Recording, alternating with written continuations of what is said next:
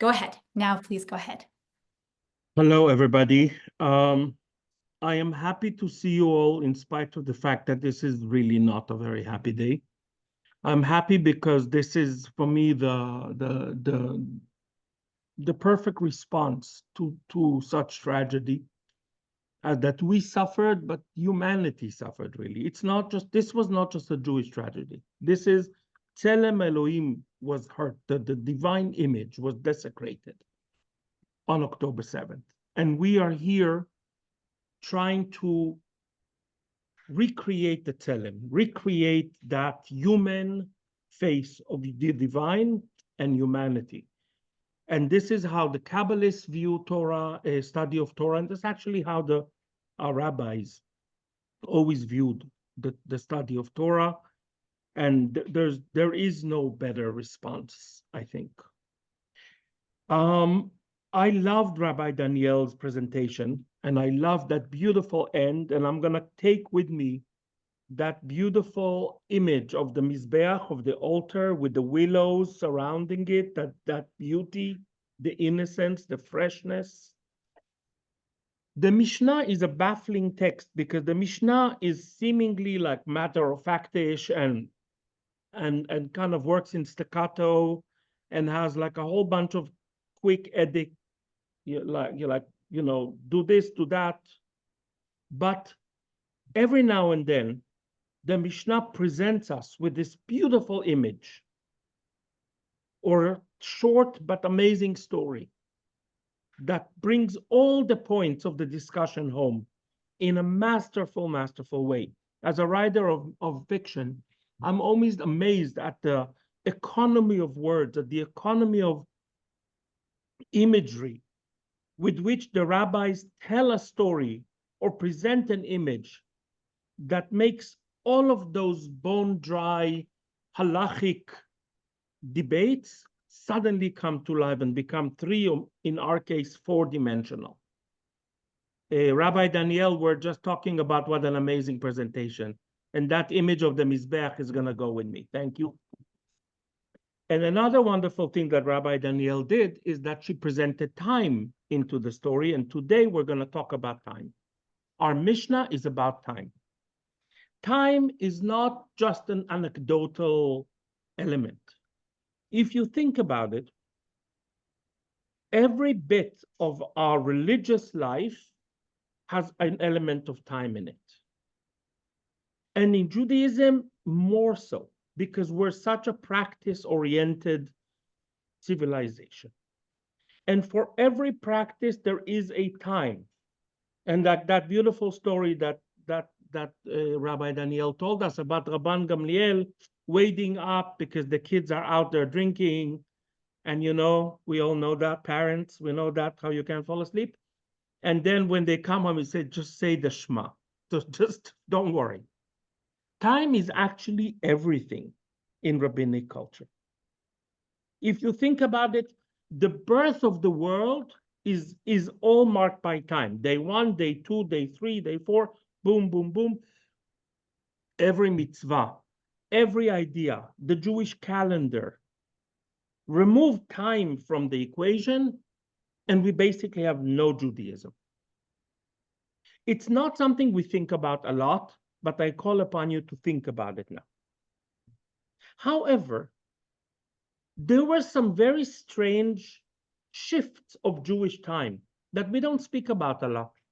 And it's fascinating that this fact, historic fact, is hidden in plain sight in front of our face, and we don't speak about it a lot. The original Jewish time, Hebrew time in the Bible, starts in the spring. Nisan, the month of Pesach, is the first month. At some moment, Jewish time moved to a whole different realm. It starts in September, October, whenever it does, in the fall. And number 2, and this I take from Professor Rachel Elior, who claims, and I don't know if it's true, but it's an interesting claim, that the original time was a solar calendar. I cannot prove it, I'm not a historian, But at some moment in time, and Professor Elior says it was the destruction of the temple and the loss of all the time records, we move to a new time that depends on the cycles of the moon. A strange, fickle, capricious, sometimes problematic time, which fits perfectly with the problematic nature, and I mean it in the best way possible, of our civilization and religion. That we are not normal. This is not what's visible to all, that there's an underworld of time. We hear no mention of moon gazing, moon watching as a mean of time making in the Bible. None. It's true that here and there they call a month Yerach, which of course sounds like Yereach, but there is no mention of the practice of calculating when the new moon is born and time starts. At some point in history, which the Mishnah captures, our time, the Jewish time, became a lunar time. And therefore, we all dependent on sightings, not just one, of the new moon to declare a month. And all Jewish time, calendar, Yom Kippur, mind you, the fasts, the holidays, Shabbat, all depend on who saw the moon first. How do you capture the first moon? And how problematic and difficult is this process? So let's quickly go to the text. Rachel, can you project the text? Thank you. Is it possible? Can you open it? How does it work? Yep, I am happy to share as well. Let me share my Thank you. I'm screen. sorry. I Just like put the, assume no that problem. I've just put the link. everybody know I'm technologically very challenged. So Hang on one sec. I'm so sorry. Let me make sure I'm sharing the correct item. like screen share, whatever. I don't know how to do this.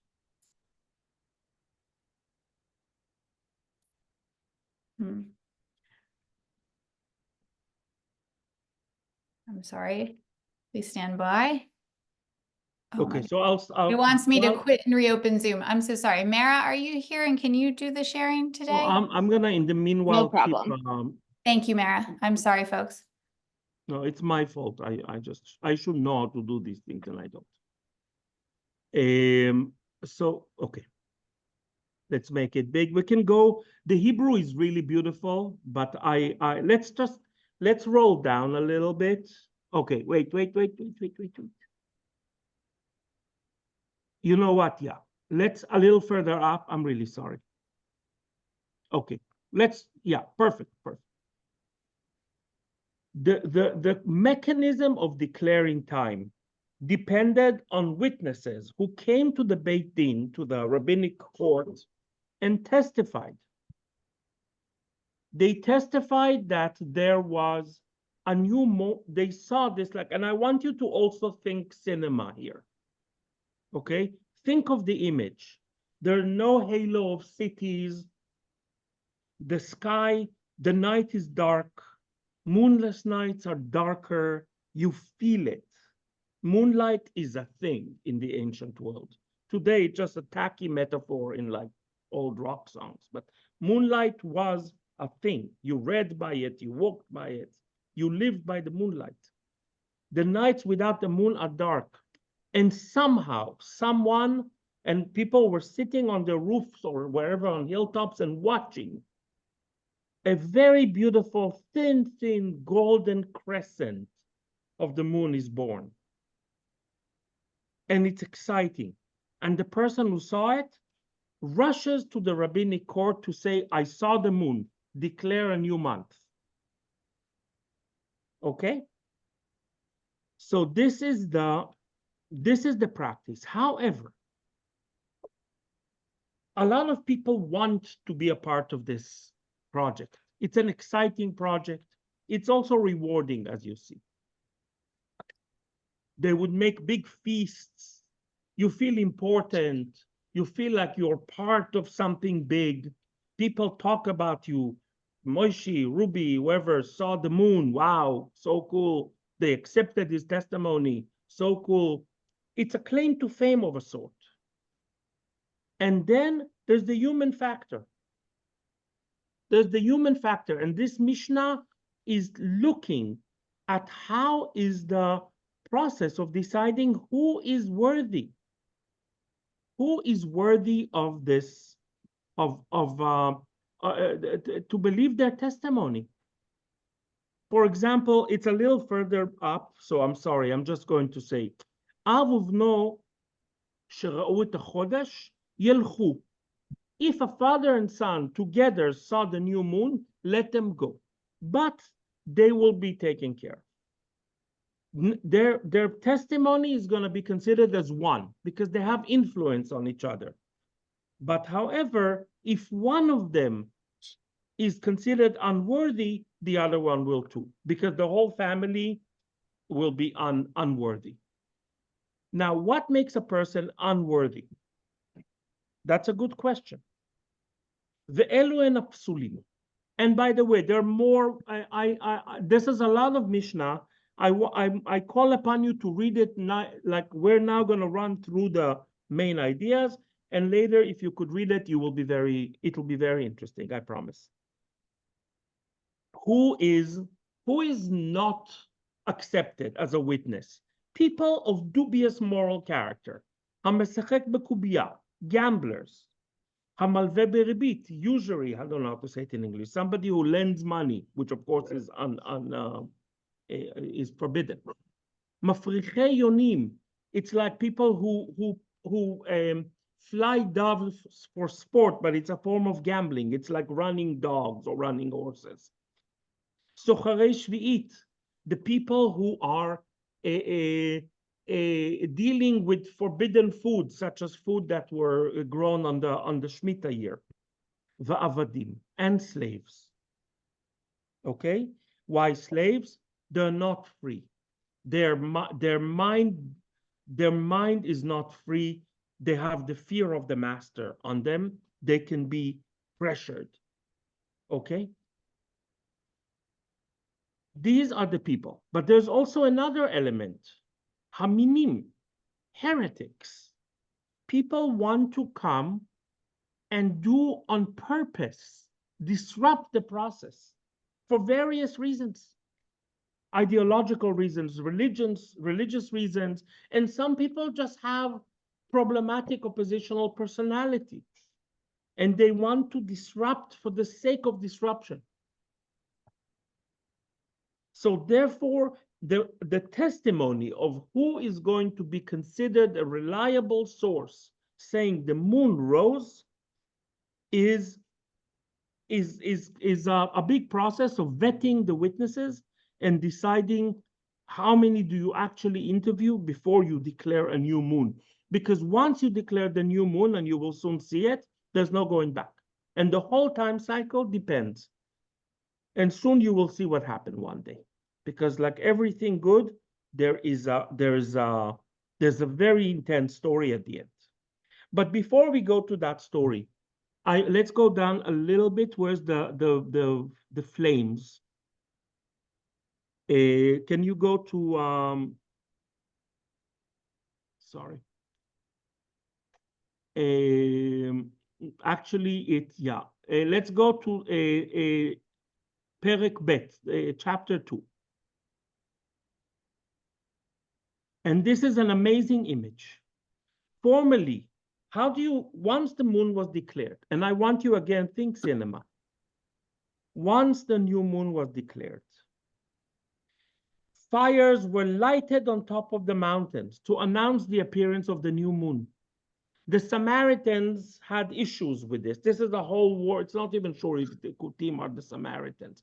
Other sects had issues with this, and they disrupted. They would light fires on the wrong days, and then they needed to change the system. But before there were problems with this system, there was a visual system.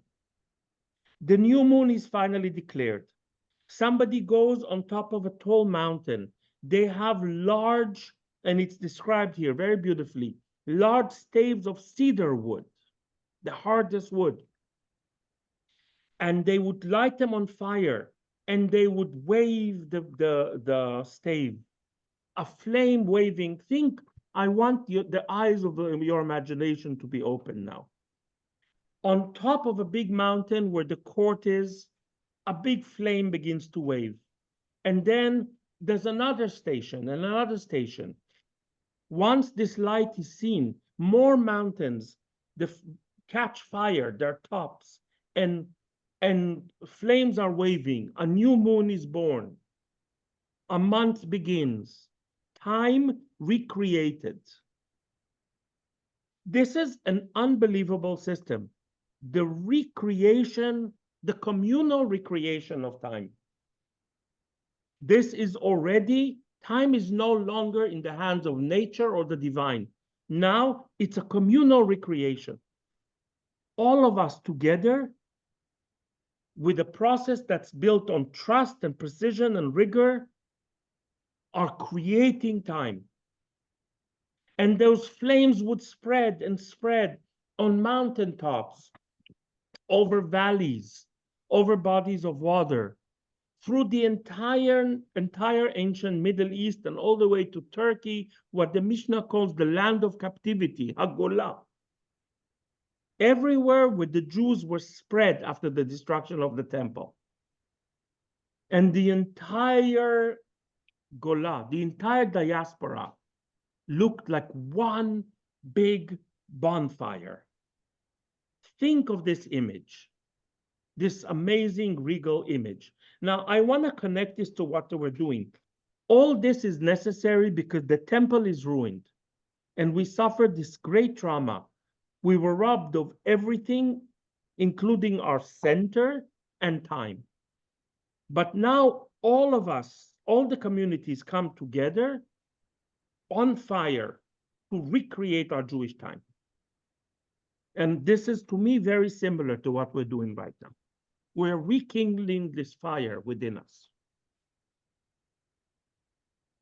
Then there's a story. Let's go all the way down. And this story is a famous story. It's an anthem of Mishnaic and Talmudic storytelling.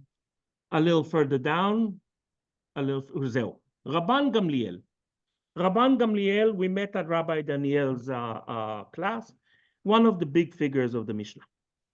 Rabban Gamliel had on a tablet in his study, in his office, shapes of moons, which he would show the witnesses and say, did it look like this? Did it look like that? Now, this is a dangerous practice. It's leading the witnesses, and also anyone who has the biblical ear knows that depicting luminaries on your wall smacks of idol worship. Like, do you know the prophet spoke against it? Ezekiel has an amazing vision of like things depicted on walls as like the sign of moral rot in the old temple that was ruined. It's a dangerous practice. It is a dangerous practice because you actually feed your witnesses images instead of letting them describe what they saw. And there's hidden criticism here. So he says, did it look like this? Did it look like that? There's a certain practicality to it, but there's also a certain sense of impatience. He's like, let's get it over with. This one or that one. I don't care about your weird, mumbled descriptions of what you actually saw. This angle, that angle, it faced this way, it faced that way. Just show me on the wall. And the result was a very problematic result. One day, two witnesses came and said, we saw the moon in the eastern of heavens in the morning and in the western part in the evening. This made no sense. It made no sense. So they first went to Rabbi Yochanan ben Nuri, and he said, you're false witnesses, get out and probably don't ever come back again. Then they came to Yavne, and this is important. Yavne is the place where Judaism was recreated right after the destruction of the temple. Rabban Gamliel may not have been the most learned rabbi, but he had the biggest yichus, he had the biggest lineage, and also he was appointed by the Romans.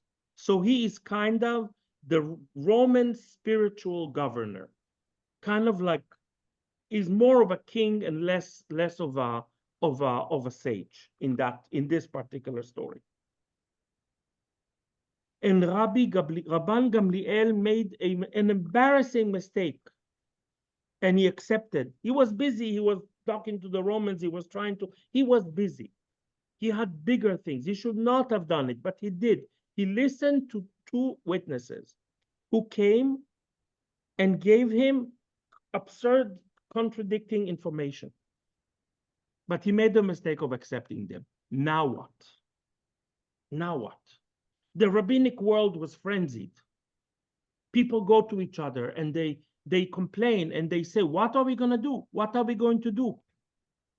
If we shame Rabban Gamliel and nullify his verdict and say this is not the time, we basically undermine the decision of every rabbinic court that happened before us. Some rabbis were more strict and said, no, we need to nullify. Time is time. This is objective. Others said no. What's more important, and that too takes me to Rabbi Daniel's beautiful teaching, more important is the communal element, that we all stay in agreement. So we'll celebrate Yom Kippur a day earlier. But the value, the mitzvah of the Jewish klal, of community, is more important than do we do it on the exact date or a day later.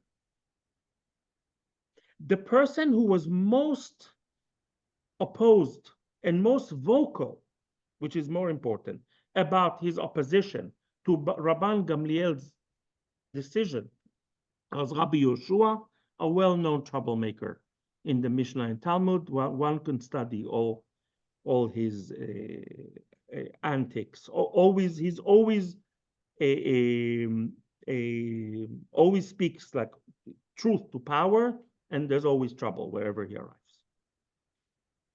Rabban Gamliel has a desperate need now.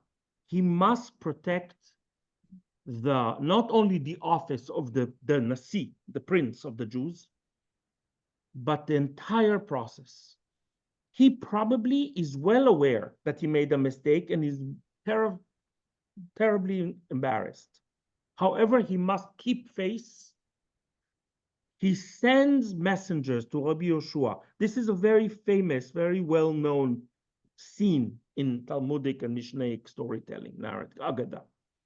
He sent messengers to Rabbi Yoshua and he says, I decree that you must come to me with you holding your staff and with a purse full of coins on Yom Kippur that is supposed to be according to your calculation. This is the ultimate humiliation. And those of you remember the story about the emperor having to walk on his knees to the Pope in Canossa to beg. This is kind of a public spectacle of humiliation and subordination, that you must do it according to my calculation. And right now, it sounds like a complete schmuck, right? Like, really?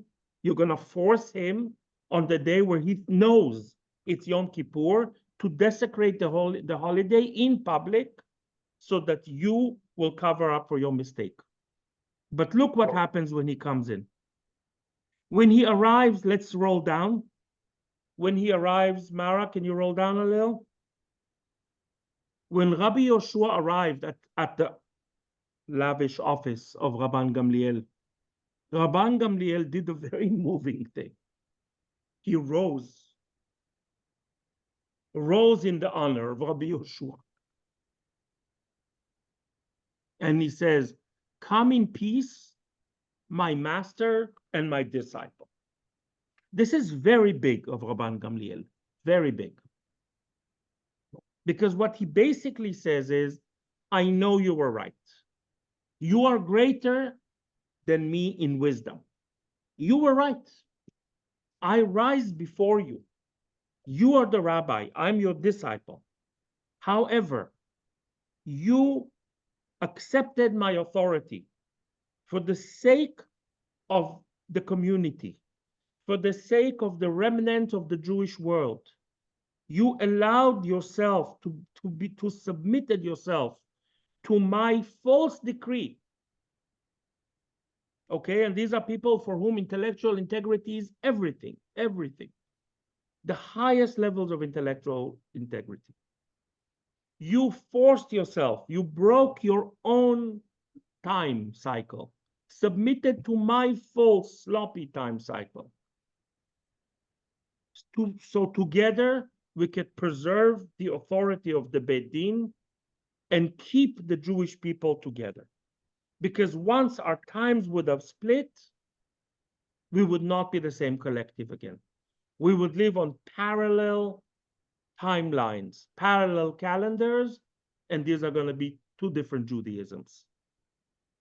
Thank you. He basically thanks him for submission, for his submission and his acceptance of the decree.